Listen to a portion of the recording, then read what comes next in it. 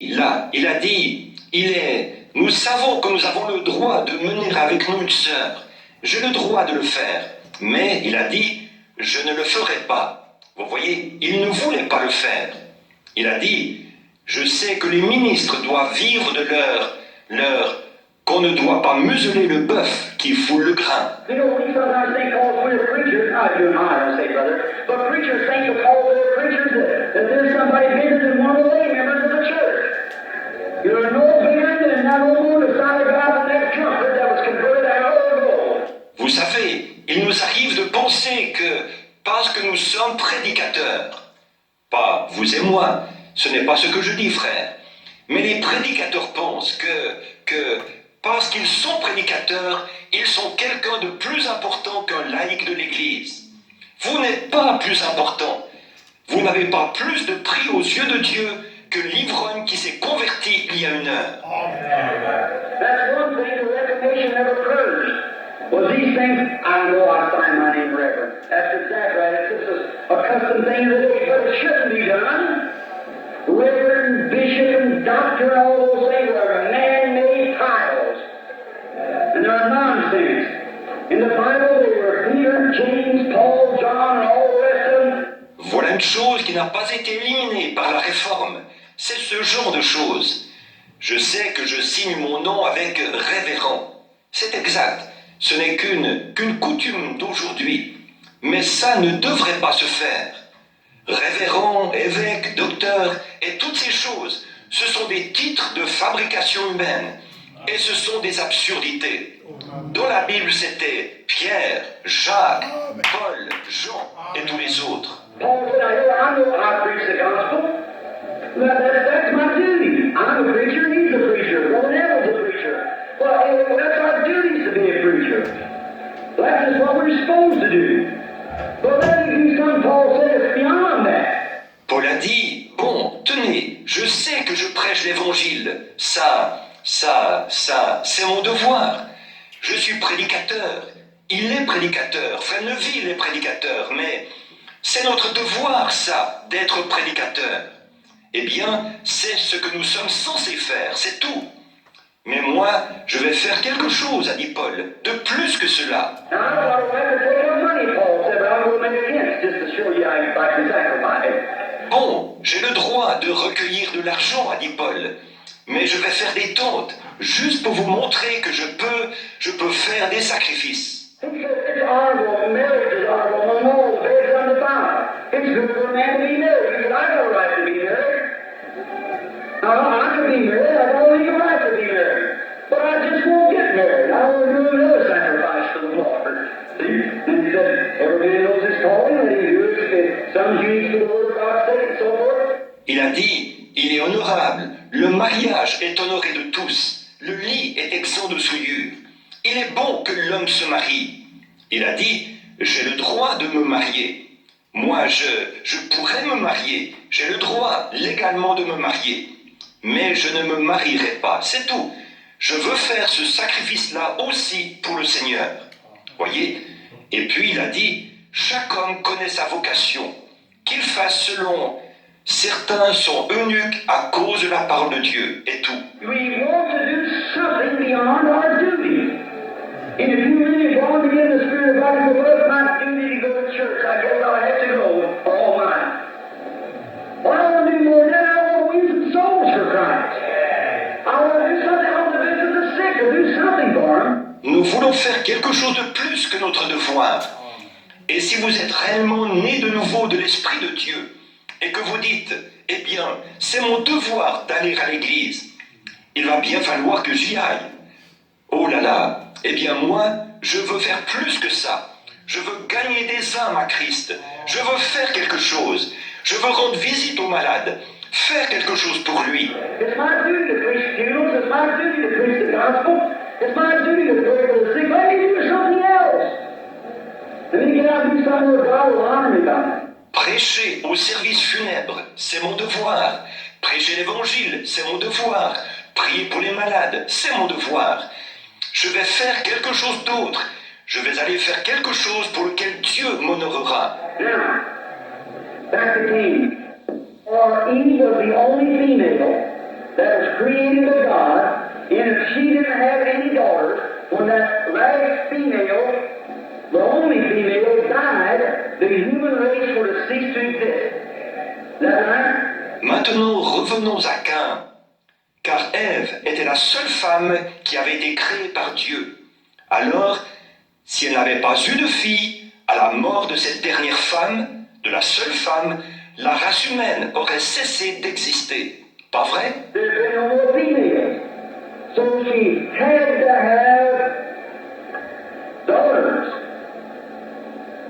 And Cain married his own sister. For he had to, there was no other place for women to come from. And it was legal and lawful in those days, even for Abraham, and even on down to Isaac. Isaac married his own blood cousin, and Abraham married his own sister, blood sister. Il n'y aurait pas eu d'autres femmes, donc forcément qu'elle a eu des filles. Et Caïn s'est marié avec sa propre sœur, forcément, puisque les femmes ne pouvaient pas provenir d'ailleurs. Et à cette époque-là, il était légal et légitime de le faire, même dans le cas d'Abraham, et même jusqu'à Isaac. Isaac s'est marié avec sa cousine Germaine, et Abraham s'est marié avec sa propre sœur, sa sœur consanguine. His father was different mothers, but the same father. The germ comes out of male sex. Sarah would have brought forth a wonderful Isaac. Is that right? It wasn't nobody on the earth then. Son père, ils étaient nés de mères différentes, mais du même père. Le germe provient du sexe masculin. Sarah, qui a mis au monde le merveilleux Isaac, pas vrai? Il n'y avait personne sur la terre en ce temps-là. That is all in type, showing you the heaven brother. Isaac, Rebecca is the type of the church, and Isaac is the type of the bride of Christ. Is that right? And they must be blood relations. Hallelujah. Amen. Blood relations. Toutes ces choses étaient des types qui montraient que, nous y voilà mon frère, Isaac, Rebecca, est un type de l'Église, et Isaac est un type de l'épouse de Christ. Pas vrai? Et il faut qu'ils soient parents par le sang. Alléluia, Amen. Parents par le sang. So Cain married his sister. And that's then they went over there into the land of Nod. Now we get into a deep subject if we went a little further. I'm glad you ever had any farther than that. But what was old Johnny that was in that land that day? Josephus and different ones had many arguments on it. Amen. If I didn't get that right, brother, have it again Sunday morning. All right. Donc Cain s'est marié avec sa sœur, et c'est. Ensuite, ils sont allés là-bas, dans le pays de Nod. Maintenant, nous aborderions un sujet profond, si nous allions un peu plus loin. Et je suis content que vous ne soyez pas allés plus loin dans votre question. Par exemple, d'où venaient ces géants qui étaient dans le pays là-bas, à cette époque? Joseph et d'autres soutiennent bien des thèses là-dessus. Amen. Si je n'ai pas répondu comme il faut, frère, présentez-la de nouveau dimanche matin. Très bien. Would you explain Sunday is the first day of the week and Saturday is the seventh day? Christians go to church on Sunday, the first day of the week. Shouldn't they go on Saturday, the seventh day of the week?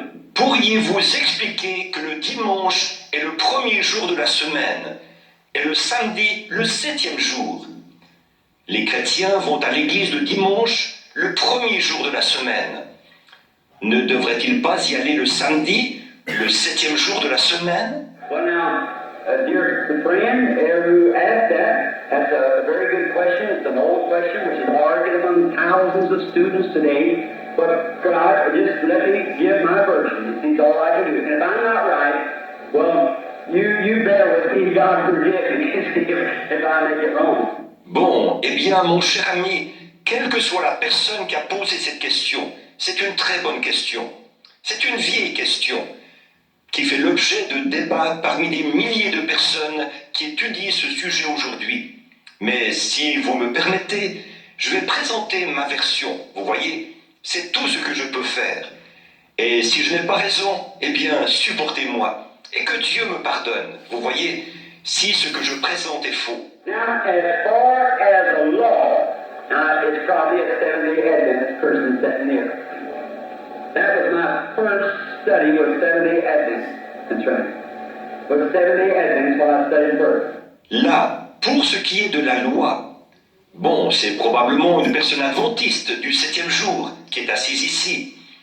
C'est ce que j'ai étudié au premier, le mouvement adventiste du 7e jour. C'est vrai, c'est le premier mouvement que j'ai étudié, celui des adventistes du 7e jour. And when they come and told me that the Saturday was the seventh day, brother, that was according to the Jewish calendar, and the Roman calendar didn't fix it up, and Saturday really was to be Sunday. Et quand ils sont venus me dire que le samedi était le 7e jour, frère, que ça correspondait au calendrier juif, et que le calendrier romain n'arrangeait rien, qu'en réalité, c'est le samedi qui devrait être le dimanche. Well, they had me sold on something I thought was right.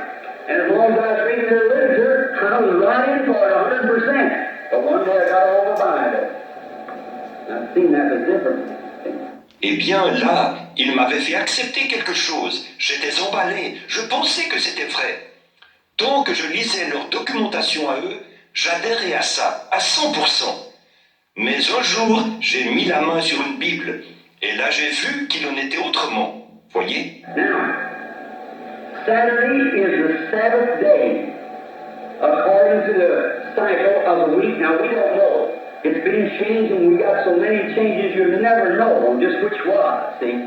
Because now the Jews claim that we're just about, it's right now about 1970 something, according to their cycle, their calendar. Donc, le samedi est le jour du sabbat, selon le cycle hebdomadaire.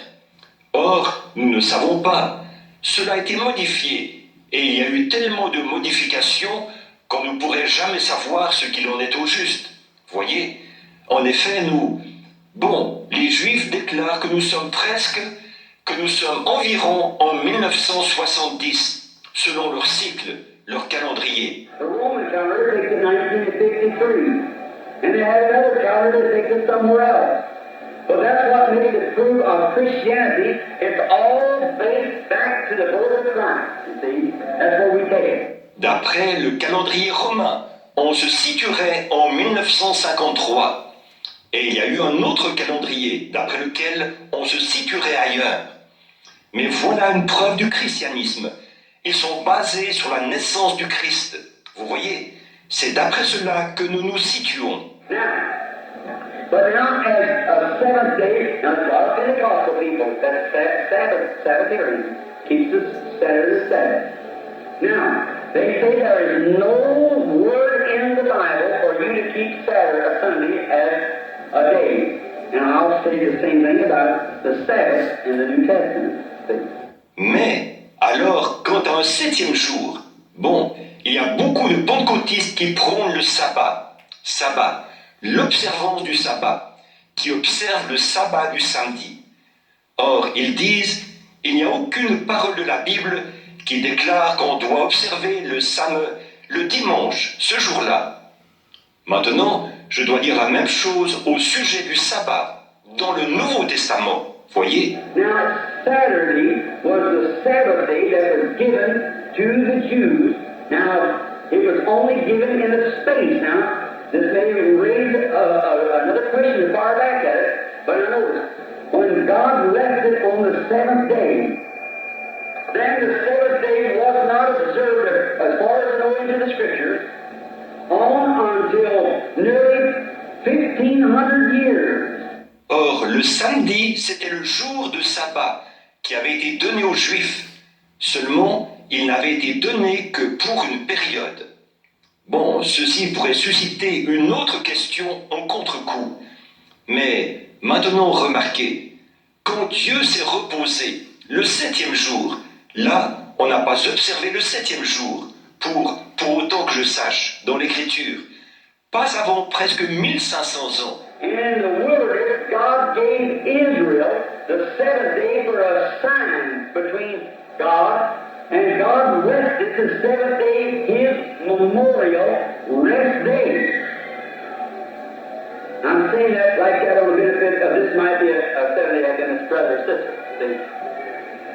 And they have a lovely church. But now notice, I just am different with them a little bit on this question. Et dans le désert, Dieu a donné à Israël le 7e jour, qui devait servir de signe entre Dieu. Et Dieu s'est reposé le 7e jour, son jour de repos commémoratif. Je le dis comme ça pour aider cette personne qui est peut-être un frère ou une sœur adventiste du 7e jour, vous voyez. Et ils ont une église charmante. Alors, maintenant remarquez, je ne suis pas tout à fait du même avis qu'eux sur cette question. Now, God hallowed the seventh day. 6 days was man, seventh day was God's rest day, which was a type of the millennium. Now notice this, how it blends in. Or Dieu a sanctifié le 7e jour. Les 6 jours, c'étaient ceux de l'homme. Le 7e jour, c'était le jour du repos de Dieu, qui était un type du millénium. Bon, maintenant ceci, remarquez comme ça cadre bien. Now when Jesus came to the earth, what crucified Jesus was that he didn't keep the Sabbath day. The only 2 accusations they had against Jesus was that he broke the Sabbath day and made himself God.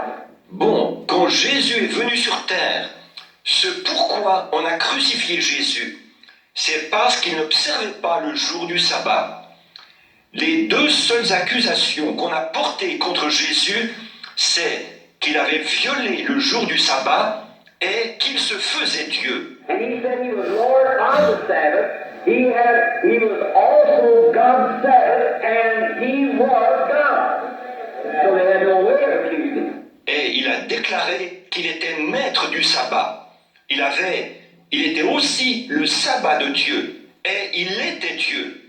Il ne pouvait donc l'accuser d'aucune manière. Now, let me just settle this for you to show you what they were to keep.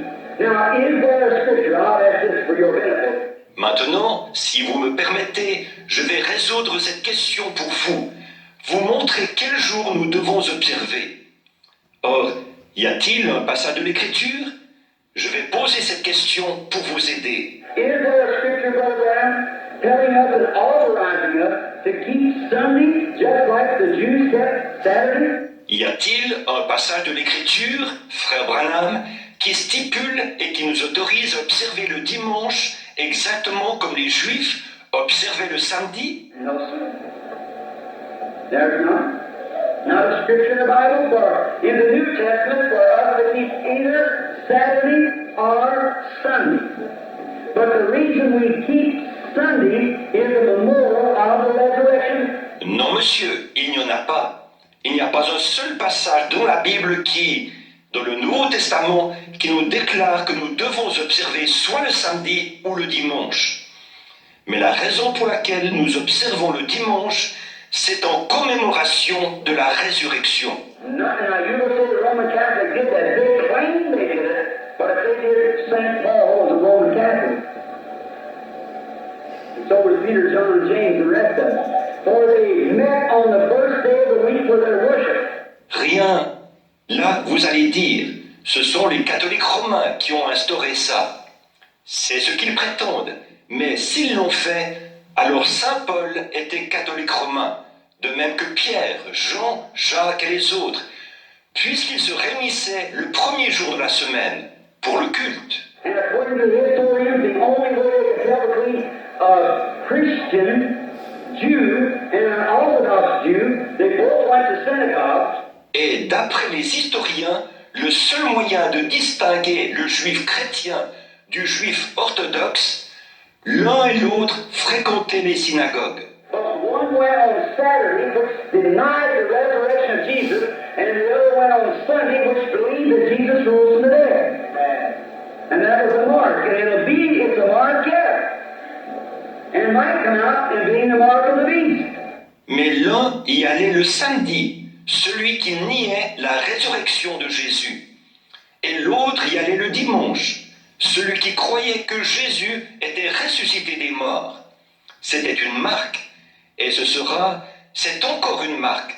Et il se pourrait que ça devienne la marque de la bête. Now I know that our dear Seventh-day Adventist brothers think that that's the seal of God.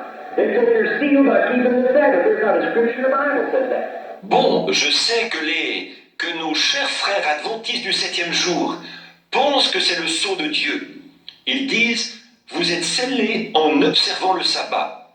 Il n'y a pas un seul passage de la Bible qui déclare cela. And here's the scripture in the Bible that says that as you're sealed, Ephesians 4:30 says, grieve not the Holy Spirit of God, whereby you're sealed into the day of your redemption, the baptism of the Holy Ghost. Et voici un passage de la Bible qui déclare que vous êtes scellés. Éphésiens 4:30, qui déclare, n'attristez pas le Saint-Esprit de Dieu, par lequel vous avez été scellés jusqu'au jour de votre rédemption, le baptême du Saint-Esprit. Now I'll prove to you that God's seal is the baptism of the Holy Ghost. See? That's the baptism of the Spirit, is the seal of God. Now, on Isaiah 28, he said, priesthood must be upon priesthood, line upon line, here a little and there a little. Maintenant, je vais vous prouver que le sceau de Dieu est le baptême du Saint-Esprit. Voyez, c'est le baptême de l'Esprit qui est le sceau de Dieu. Maintenant, dans Ésaïe 28, il a dit, c'est précepte sur précepte, règle sur règle, un peu ici, un peu là. Now watch, dear friends. Now the people who put forth, you see, men are trying to find something to save himself. There's not a thing you can do about it. You're saved by grace. God does the calling, God does the saving. You just follow the footsteps of God, that's all. Maintenant, regardez bien là, mon cher ami. Or, les gens qui cessent de travailler, vous voyez, les hommes cherchent un moyen de se sauver eux-mêmes. Il n'y a absolument rien que vous puissiez faire pour ça. Vous êtes sauvés par la grâce. C'est Dieu qui appelle. C'est Dieu qui sauve. Tout ce que vous faites, c'est suivre Dieu pas à pas. C'est tout. You can't, that was the nature of a man. They try to quit eating meat. They try to keep Sabbath days. They try to quit doing this. You're not saved by not eating meat. You're not saved by this, that, or the other. You're saved by grace. Vous ne pouvez pas dire, c'est bien la nature de l'homme, ça. Ils essayent d'arrêter de manger de la viande. Ils essayent d'observer des jours de sabbat. Ils essayent de... Si vous arrêtez de faire ceci, c'est... Vous n'êtes pas sauvés parce que vous ne mangez pas de viande. Vous n'êtes pas sauvés à cause de ceci, cela ou autre chose. Vous êtes sauvés par la grâce. God, by grace, gives you the new eternal life. See what I mean? And eternal life is the baptism of the Holy Spirit. Et Dieu, par sa grâce, vous donne cette vie nouvelle, éternelle. Vous voyez ce que je veux dire? Et la vie éternelle, c'est le baptême du Saint-Esprit. Now let me show you. What does the word Sabbath mean? Anybody know? Just raise your hand. Sabbath? Rest, exactly. S-A-B-B-A-T-H. Sabbath day means R-E-S-T, rest day. Get your margin reading in the Bible, look. Rest day. Maintenant, je vais vous montrer que signifie le mot sabbat. Est-ce que quelqu'un le sait? Levez donc la main. Sabbat? Repos, exactement. S-A-B-B-A-T. Le jour du sabbat signifie R-E-P-O-S. Le jour du repos. Reportez-vous à la note inscrite en marge dans votre Bible. Regardez ça. Le jour du repos. Now, let's go to Hebrews, the 4th chapter, right quick now, and this is my last question right here, and see if Brother Neville has got them there. I know a couple of them are short ones, so we won't keep him too much longer. Maintenant, prenons vite Hébreux chapitre 4, là. Et nous allons, celle-ci est ma dernière question, ici. Et frère, voyons si frère Neville, celle qu'il a, là. Je sais qu'il y en a quelques-unes qui sont courtes, alors nous ne vous retiendrons pas encore longtemps. Now, excuse me, Doctor.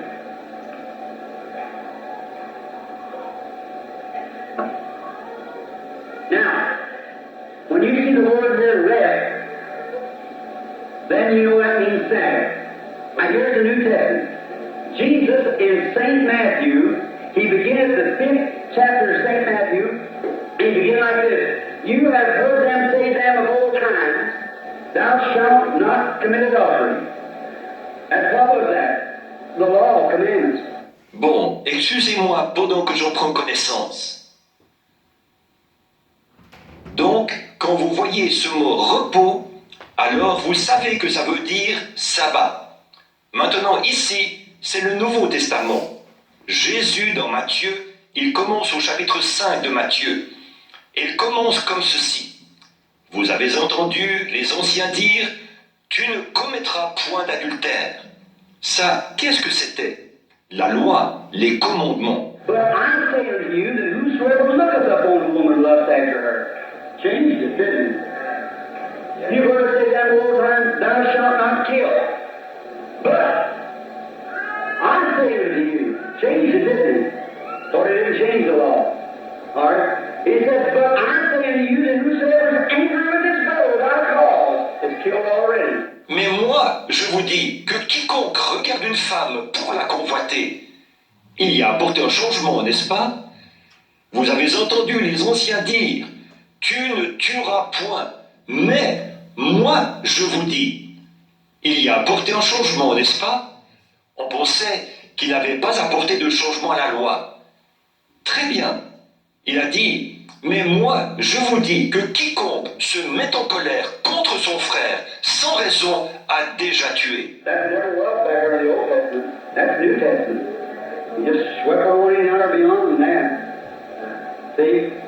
He went ahead and gave those commandments out, but he missed to skip the fourth one, which is the seventh day. Sous l'Ancien Testament, il n'y a jamais eu ça. C'est le Nouveau Testament. Il est allé bien au-delà. Voyez, là, il a énoncé ses commandements, mais il a laissé de côté, il a omis le quatrième, celui du septième jour. Now, in the seventh chapter, where he in the Beatitudes, here's what he said. He said, you heard say unto old time, thou shalt not, and I say unto you this. You heard say tooth for tooth and eye for eye, but I say unto you. You heard say this, but I say unto you. Maintenant,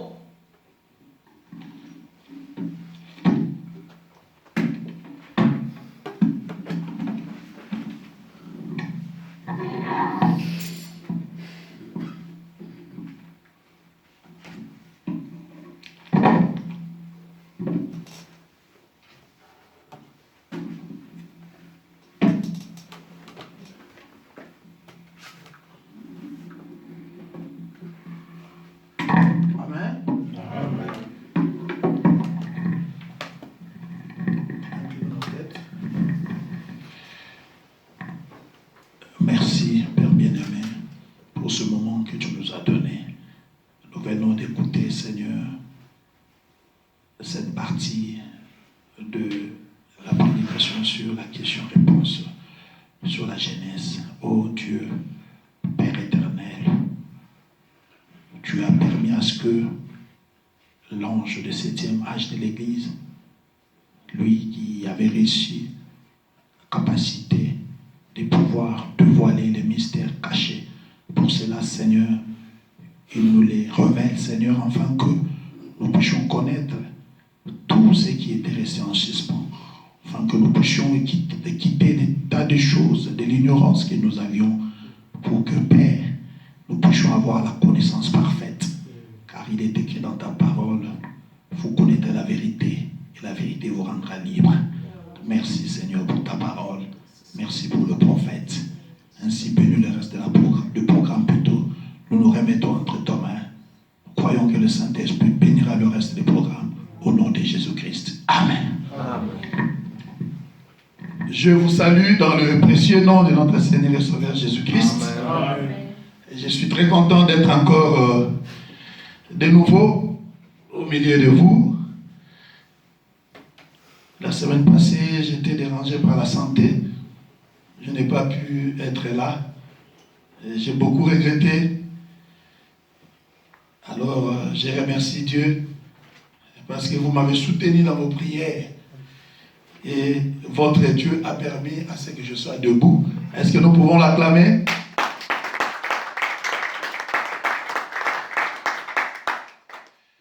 Merci pour chacun de vous, pour tout ce que vous avez fait. Et c'est votre façon de contribuer à l'œuvre de Dieu. Que l'Éternel puisse retourner à chacun de vous ce qu'il a fait et qu'il vous bénisse richement. Si vous avez un désir ou un besoin, je prie que le Dieu du ciel, le Dieu de Branham, puisse vous accorder les désirs de vos cœurs. Amen. Amen. Bon. J'ai un problème ici qui me dérange tout le temps. Le problème du traducteur, de l'interprète. Sœur Sharon, que Dieu te bénisse. Je ne sais pas si tu peux nous aider. Est-ce que tu maîtrises l'anglais un peu? Parce que nos frères et la sœur qui sont là, c'est vraiment compliqué. Un peu seulement, non? Je sais que ben, toi, tu es aussi anglophone, non? Tu peux faire quelque chose. On m'a dit que la sœur Keren, il paraîtrait qu'ils sont en plein déménagement. C'est comme ça que ce n'est pas possible de venir. Je ne peux pas laisser cette occasion passer comme ça pour nos frères. Il n'y a pas une autre personne, quelqu'un qui peut faire quelque chose parce que c'est vraiment... Non, Hop a des difficultés, il faut passer... Elle n'arrive pas à s'adapter avec eux, elle ne pourra pas faire ça, ça va beaucoup les déranger. Fais quelque chose, s'il te plaît. Il y a quelqu'un qui parle anglais, français, bilingue? Quelqu'un? Oui, frère.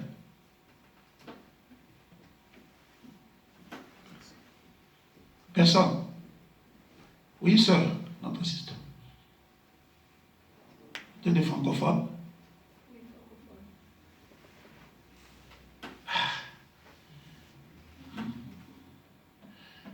Je n'aimerais pas que nos frères puissent manquer ce que nous allons dire ici, c'est très important. C'est vraiment très important, je ne sais pas. Oh putain, tu sauras faire quelque chose, non?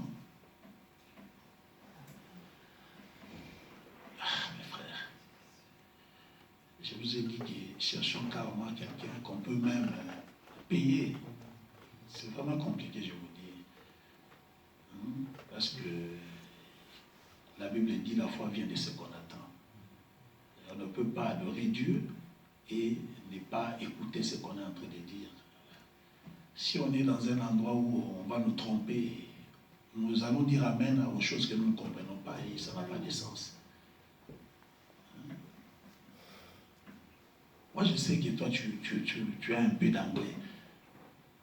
Même si je vais te suivre là-bas, pas à pas, je ne vais pas aller vite.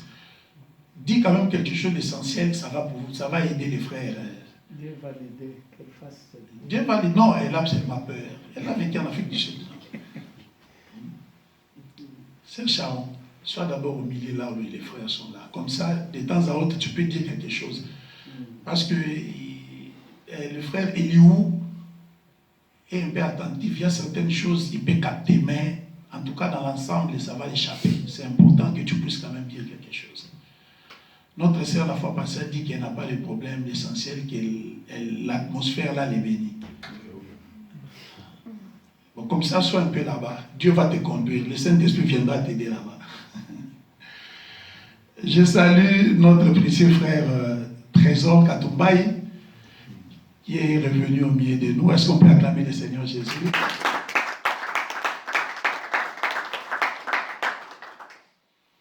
Merci beaucoup. Mais avant de commencer, je vais quand même donner un petit, pour ne pas dire un biscuit, un petit déjeuner. Je vais pouvoir lire quelque chose pour pouvoir nous permettre de commencer. Parce que la fois passée, j'étais resté à la maison et je n'ai pas pu moi aussi assister aux réunions. Je vais quand même placer quelque chose pour nos frères et sœurs.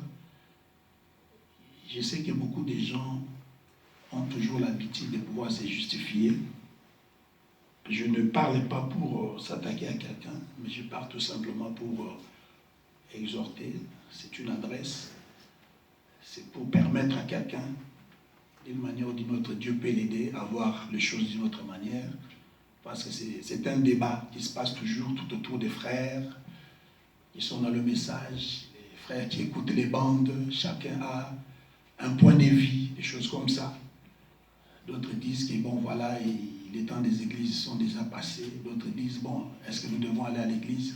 D'autres disent nous pouvons prier à la maison. D'autres disent nous pouvons écouter les bandes et tout ça. Bon, moi je ne veux pas entrer dans les polémiques, je vais tout simplement apporter quelque chose. Et ça pourra peut-être aider quelqu'un à comprendre un peu pourquoi nous venons à l'église et nous nous réunissons. Moi je crois que, est-ce que c'est un service de trop? Est-ce qu'il ne fallait pas le faire? Est-ce que, bon, si je reste dans ma maison, je peux communier avec Dieu, c'est mauvais ou c'est pas mauvais? Moi, je ne veux pas dire ça. Mais je vais seulement rappeler que, dans mon expérience en tant que chrétien, je crois aussi d'autres serviteurs de Dieu, d'autres enfants de Dieu, Fabana me dit que si vous avez Christ dans votre cœur, vous serez hâte de voir les portes de l'église s'ouvrir pour que vous puissiez aller adorer. Amen. Je crois que vous connaissez. Nous avons écouté ici dans l'ordre de l'église. Nous avons suivi ça ici. Donc, c'est la parole de Dieu. Est-ce que nous, qui écoutons les bandes dans la maison, qui prions aussi, qui communions, on n'a pas besoin de venir à l'église pour adorer? Vous voyez? Donc, frère madame, là où nous venons d'écouter ici, frère madame me dit que l'apôtre Paul était en train de dire ça. Il dit, n'avons-nous pas droit de prendre une sœur avec nous et d'en faire notre femme? N'avons-nous pas droit, parce que nous prêchons la parole de Dieu, de pouvoir tirer profit? S'il vous plaît, si vous pouvez mettre vos téléphones aussi sous mode silencieux, ça va nous aider. Donc, vous voyez, l'apôtre Paul était en train de questionner. Pourquoi? Parce que sûrement, il y avait des débats tout autour de ça. Comme il y a aussi des débats dans notre communauté. Et l'apôtre Paul montrait que l'ouvrier a droit à son salaire. Et il dit que celui qui travaille à l'hôtel mange à l'hôtel. Donc c'était un droit qui devait en bénéficier, mais il a préféré se sacrifier de ces droits-là. Et il dit que Dieu a appelé chacun dans une position, à faire un travail. En tant que chrétiens, nous avons une responsabilité. Nous avons une position que nous devons faire. Mais il dit ce que Dieu attend de nous, c'est d'aller au-delà. Au-delà de ce que Dieu nous a demandé de faire. Parce que Jésus-Christ avait dit, si vous faites seulement du bien à ceux qui vous font du bien, qu'est-ce que vous faites de meilleur? Parce que les pharisiens font tant. Si quelqu'un vous aime, vous pouvez facilement l'aimer. Si quelqu'un vous donne, vous pouvez facilement aussi les donner. Mais il dit que si votre justice ne dépasse pas ce que les autres là font, vous n'entrerez pas. Maintenant, il s'agit de faire ce que Dieu ne vous a pas demandé. C'est-à-dire ce qui est au-delà pour attirer l'attention de Dieu.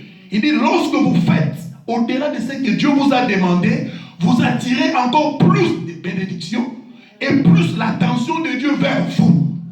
C'est-à-dire, je peux aussi rester à la maison et écouter la parole, adorer. Je peux aussi être dans la présence de Dieu, ça c'est vrai.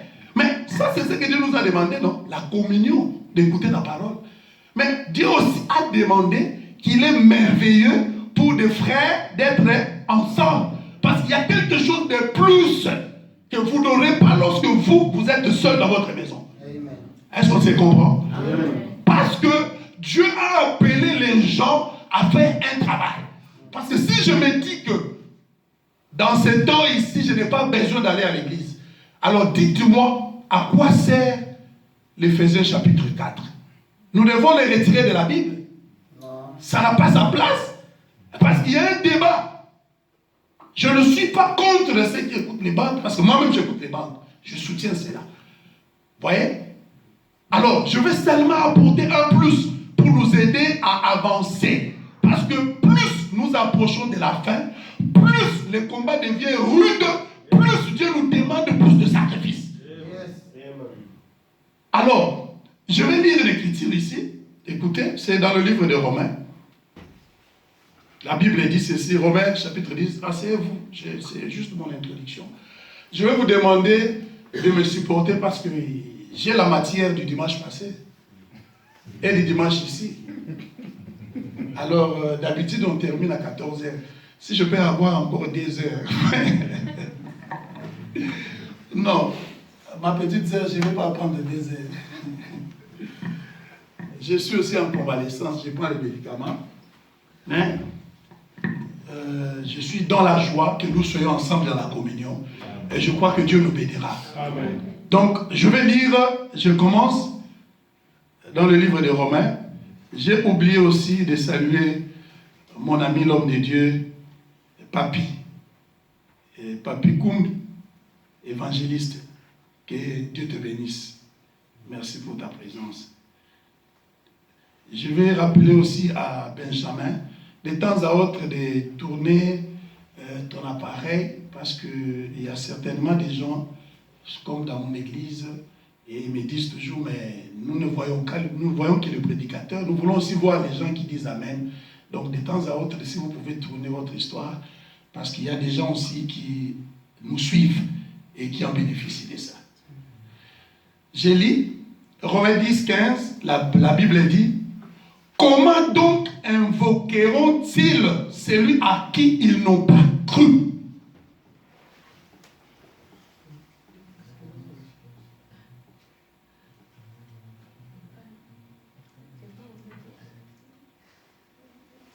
Ça, Sharon, sois là, non? Sois au milieu là, comme frère et frère. Pardon? Non, toi, sois seulement là. Quelque chose va seulement te saisir. Toi, sois là. Alors, on disait que comment invoqueront-ils celui en qui ils n'ont pas cru?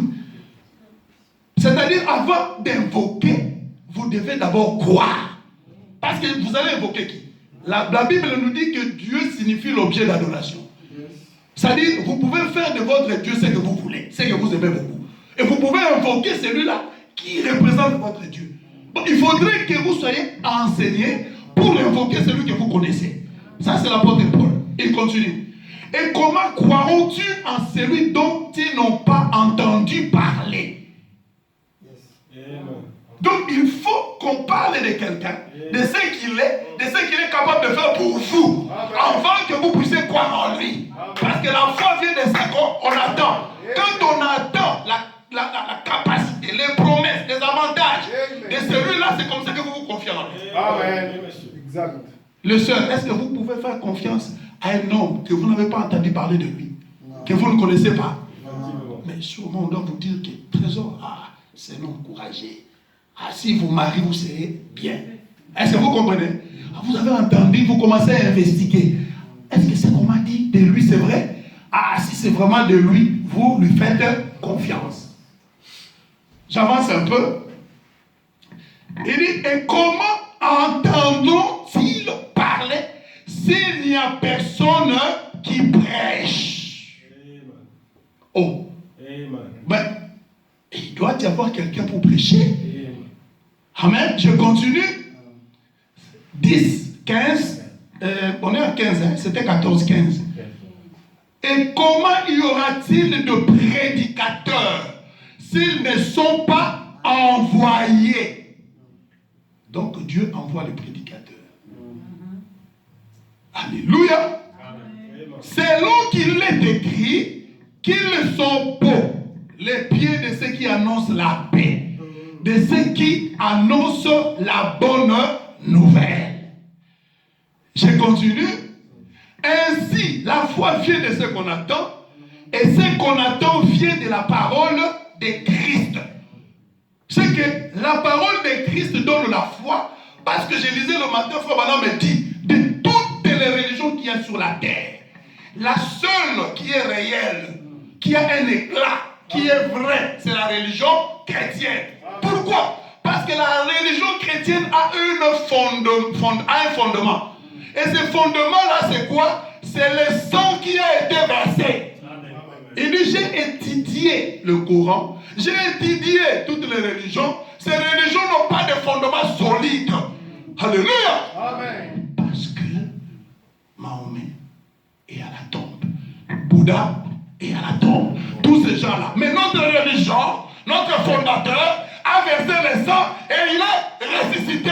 Il dit voilà la force de notre religion. Amen. Donc nous avons tout intérêt de placer notre foi dans notre religion parce que notre religion a la vie. Pourquoi? S'il y a quelqu'un qui avait pris sa vie et nous l'a offert pour que moi et toi nous puissions avoir la vie. C'est comme ça que je parle de sacrifice. Alors on me dit que vous ne pouvez rien avoir si vous ne faites pas de sacrifice. La vie en soi constitue un sacrifice dans tous les domaines de la vie. Vous ne pouvez rien avoir si vous ne faites pas de sacrifice. Si vous voulez avancer, si vous voulez réaliser des résultats, vous devez faire des sacrifices. Et alors, le sacrifice le plus important, c'est ce que Christ avait fait pour nous. Amen. Si nous voulons avancer avec Dieu, nous devons savoir comment faire le sacrifice. Nous devons faire au-delà de ce que Dieu attend de nous. C'est comme ça que nous allons avancer. Alléluia. Et Frère Branham me dit, je prends maintenant une écriture de Frère Branham. J'avais dit que c'est un petit déjeuner. Frère Branham me dit, c'est pourquoi les prédicateurs prêchent. Ils prêchent parce que Dieu les a mandatés. Dieu les a donné un ministère. Dieu les a appelés à faire un travail pour aider le peuple de Dieu que vous êtes. Donc ils ont leur place. Vous aussi vous avez votre place. C'est pour cela que vous devez avancer, venir à l'église parce que Dieu leur a donné quelque chose pour vous. J'ai lu dans la prédication